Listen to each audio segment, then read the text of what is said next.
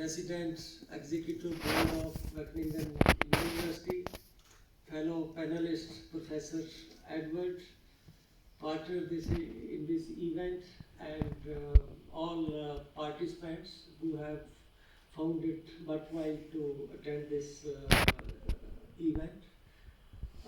At the outset, I want to say that I consider it a privilege to come to Wageningen University and especially to speak in this auditorium. So I thank our embassy for arranging this opportunity for me to exchange my views with you on importance of millet and why we need to promote millet, not only in India but globally. And I mentioned about Wageningen University. Honestly, I just am feeling like visiting this university for the reason that I visited it 4 years back, and I got a couple of very good innovative ideas from here. I was fortunate to put some of those ideas in practice in India, but when you take idea from others, they are always limited. So those limited ideas got exhausted, and I'm happy that Reenat has provided me this opportunity to rejuvenate my stock of ideas which are available in this university in plenty. And we all know about this university, what is its ranking in research, in teaching, and above all in developing innovation and technologies for benefit of people and planet. Some of the things related to millet have already been said. I will not repeat those. I just pass on those slides. But the message which I draw from this slide that millets are ancient grains. They were ancient grain not only for India, but I would say for large part of the globe.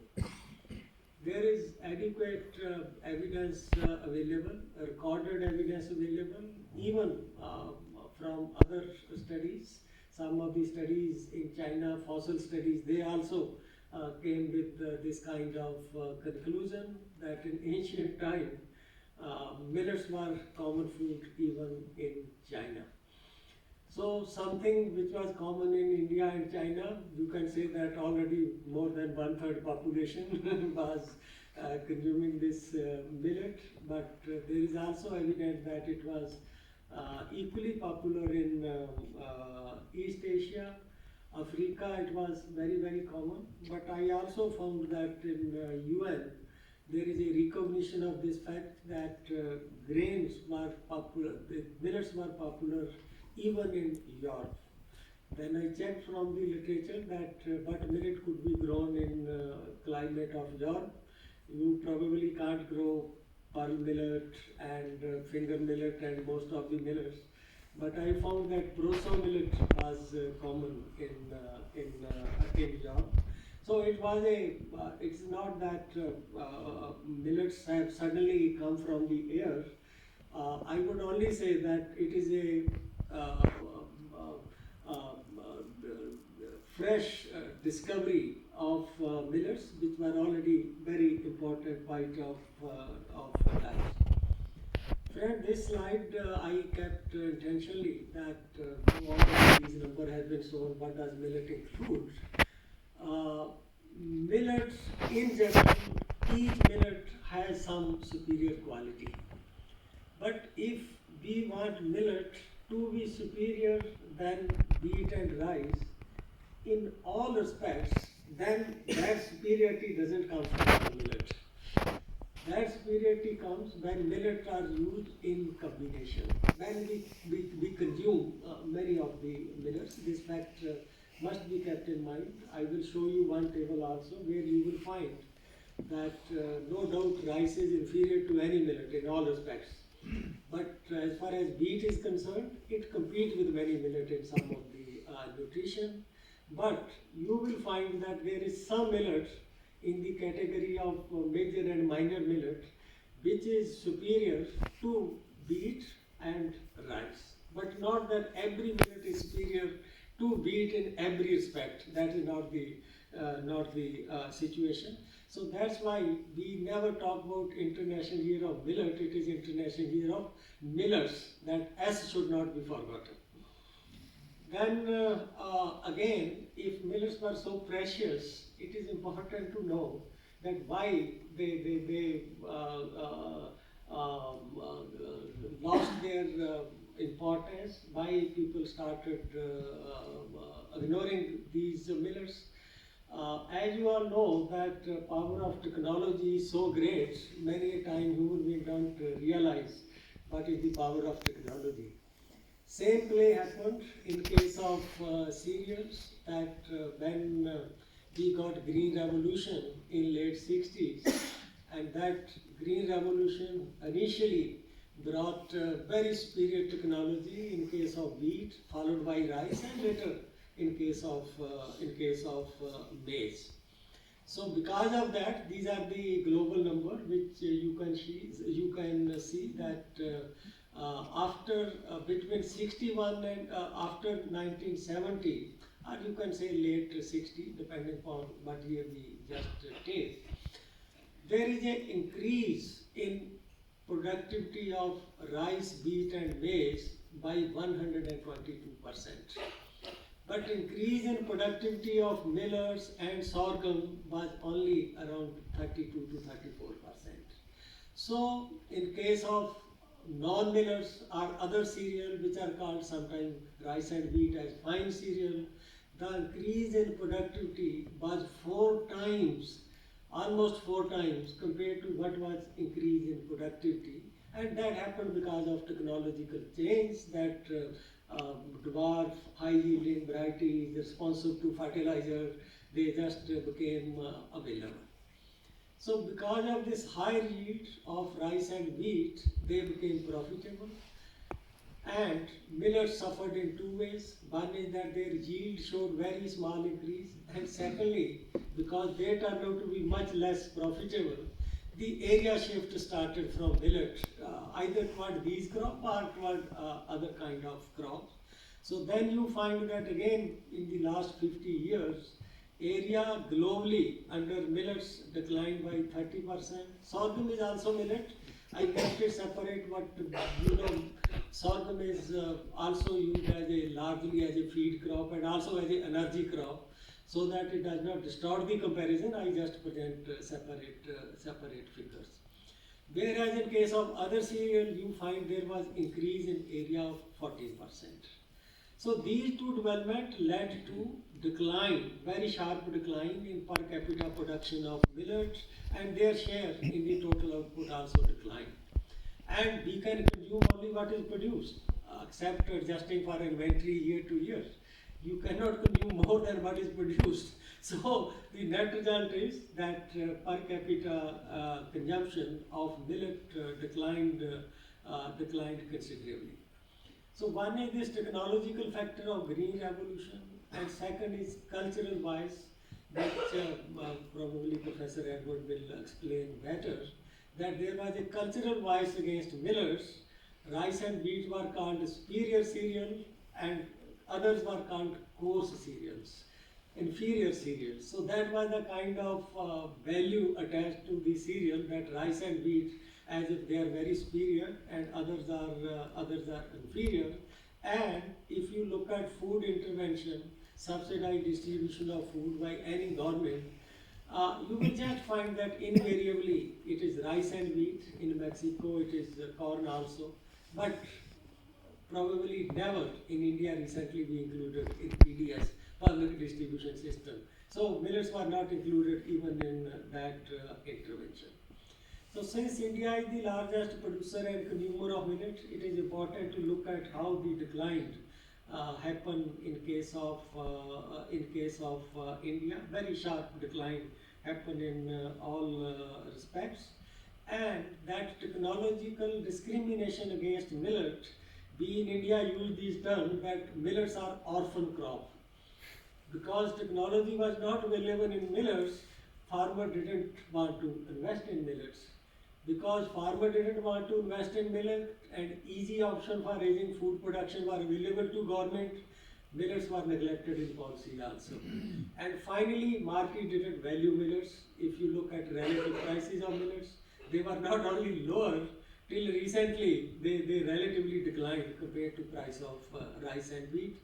And you find what kind of risk was involved in production, in price. So that inferiority continued, and that disadvantage which millet had, it only increased over time. Another fact is that consumption of millet declined at a much faster rate than even production of millets, because most of millets started going as a livestock feed. So much degradation of millets that I come from state of Punjab of India, where green revolution had big impact.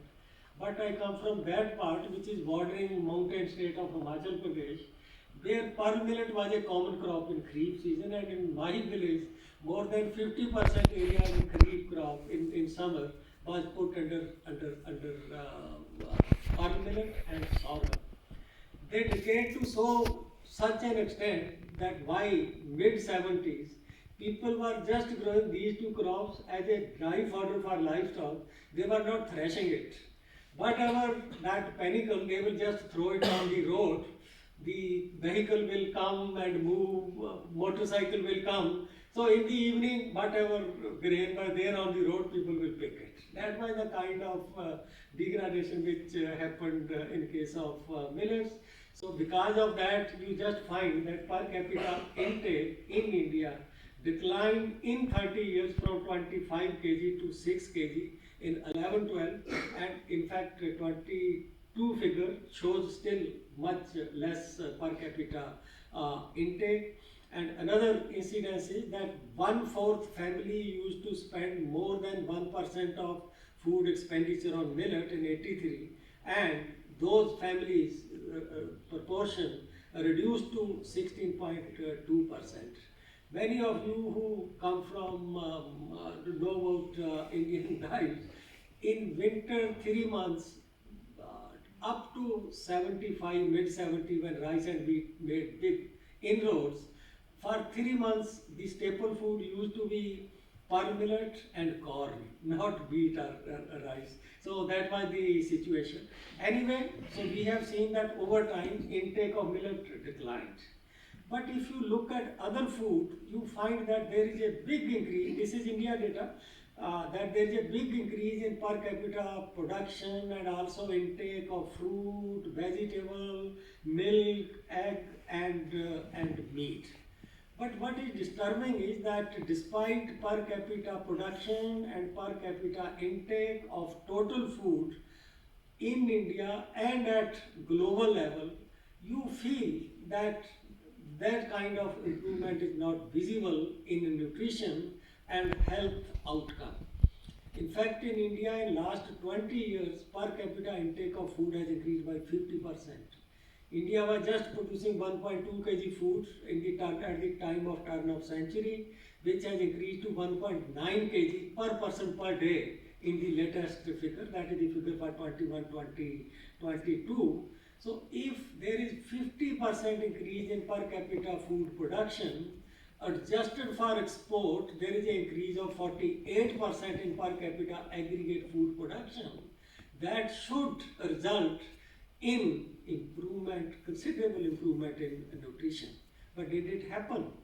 If you look at the data, you just find that given the increase in availability of total food, the improvement in nutrition is very, very small, and in some cases it is very less. This is true of the world, and this is true in case of India. Especially two indicators, you look at anemic women in the age group of 15 to 49. 53% women in India are anemic, and that situation has not changed over time. Similarly, children under 5, 67% children under 5 are anemic. And this situation is true even in those states which have huge surplus of food. On the other hand, you look at women obese, their percent has doubled from 10% to 24% in the last 30 years. So why these health and nutrition indicators are poor when there is so much increase in per capita production? So some experts started looking into these things, that is it that there is something in the dietary composition, that over time dietary diversity has come down, and that is the reason that we are not seeing improvement in nutrition. So if you look at dietary composition, overall horticulture production and intake increased, livestock production and intake increased. There are only two negative factors. I am more sure in case of India that one negative factor is that diversity within cereal group declined.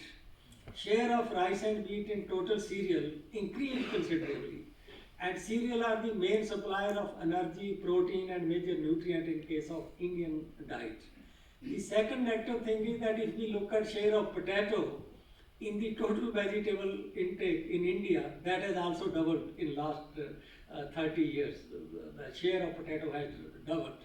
So the rice and wheat dominance combined with the potatoization of vegetable intake. So some experts, based on this mere correlation, started concluding that it is because millets have gone out of diet that we are not seeing improvement in nutrition of people.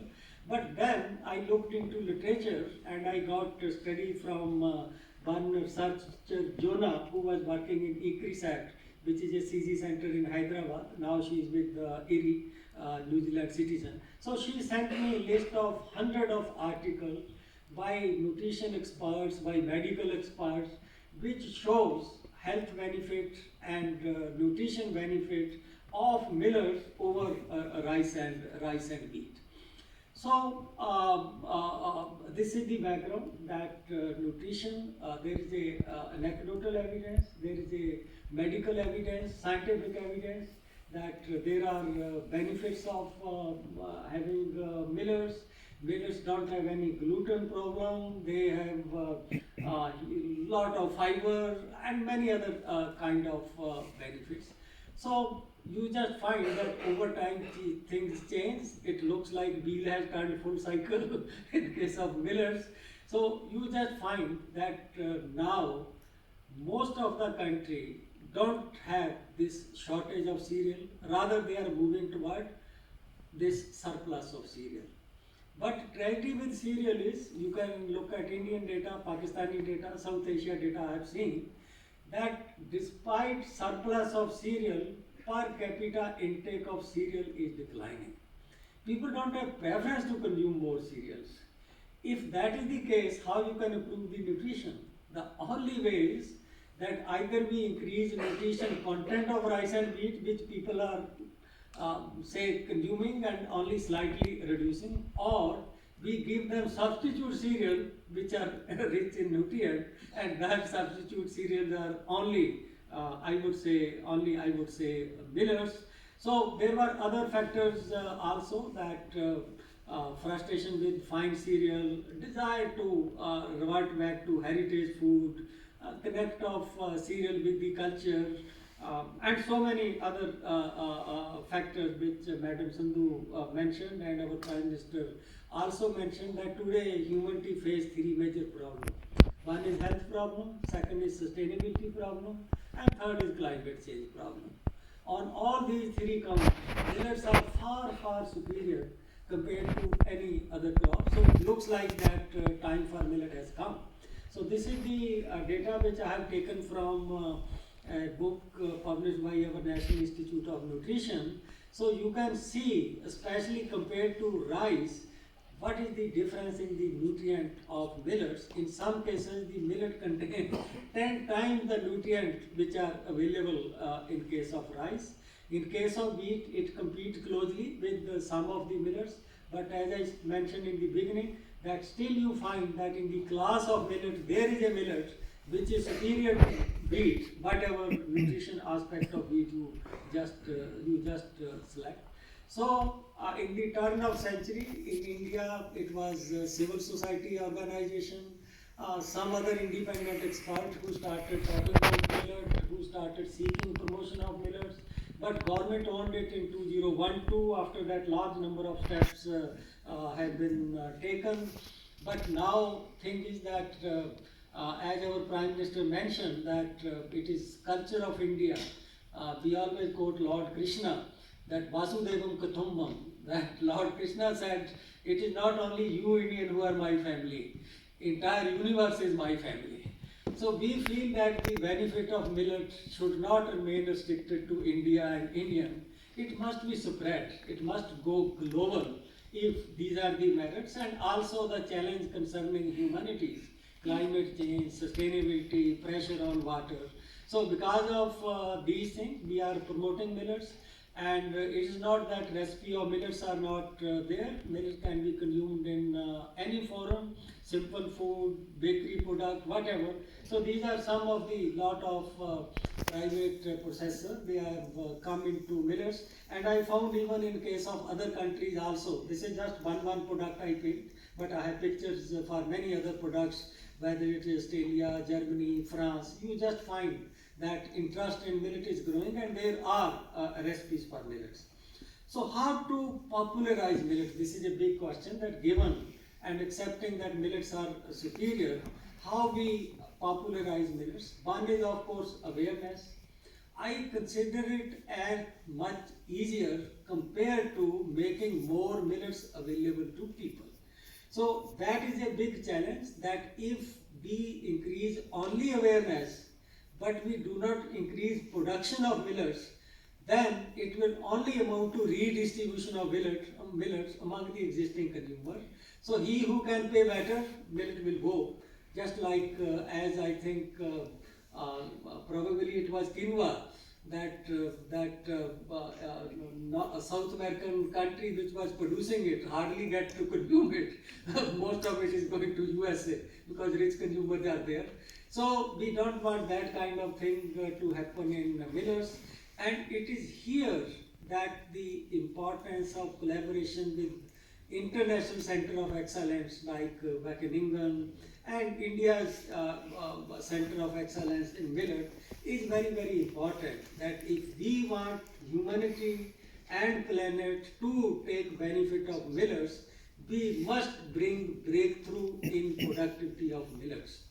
The factor which led to decline in millet, we must address that factor now, and if we address it, I am sure that we will be able to replace the glory of millet which was there 50 years back. So that requires that either productivity or price need to increase by 50 to 100% to reach the level of competing crop, and with price we can increase profitability.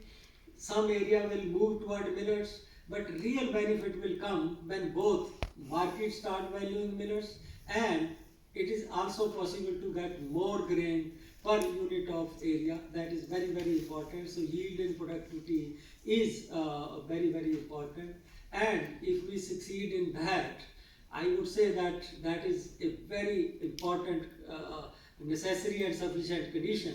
Only then we will be able to attain the goal of millets for health of people and planet. Thank you.